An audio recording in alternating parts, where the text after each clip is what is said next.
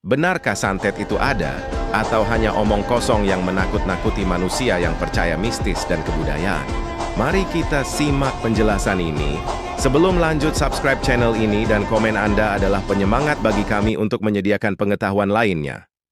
Santet and hantu. Sejak dulu, manusia hidup berdampingan dengan rasa takut yang tak terlihat. Ketika seseorang jatuh sakit tanpa sebab, ketika usaha gagal beruntun, ketika malam terasa berat dan sunyi, kata yang paling sering muncul adalah santet. Namun pertanyaannya bukan sekadar ada atau tidak, melainkan bagaimana ketakutan itu bekerja. Dalam pop psikologi dikenal satu konsep berbahaya.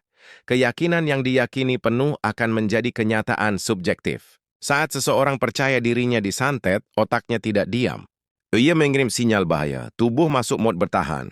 Hormon stres meningkat, tidur terganggu. Nafsu makan hilang, rasa sakit muncul, meski secara medis tak ditemukan apa-apa. Inilah yang disebut efek nocebo, pikiran yang menyerang tubuhnya sendiri.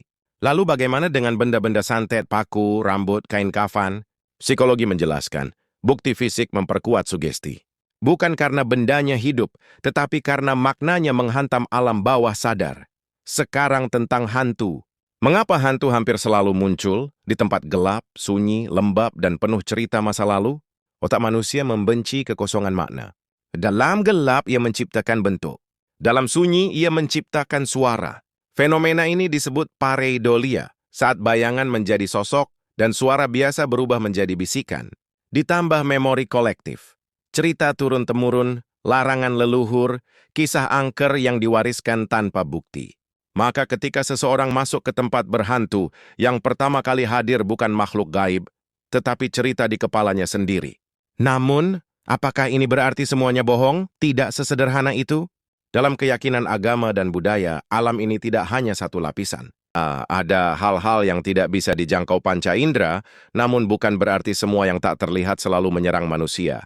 Yang sering terjadi adalah ini, rasa takut membuka pintu, keyakinan menjadi kunci, dan pikiran menjadi medan pertempuran. Santet dan hantu, dalam banyak kasus, lebih kuat di kepala daripada di dunia nyata. Karena musuh paling berbahaya, bukan yang tak terlihat, melainkan ketakutan yang kita yakini tanpa pertanyaan. Mungkin yang perlu kita takuti bukan santet, bukan hantu, tetapi pikiran yang dibiarkan percaya tanpa logika dan iman. Karena saat pikiran runtuh, tubuh akan mengikutinya. Dan di sanalah yang gaib terasa paling nyata. Semoga bermanfaat ya. Dan sampai jumpa di video selanjutnya.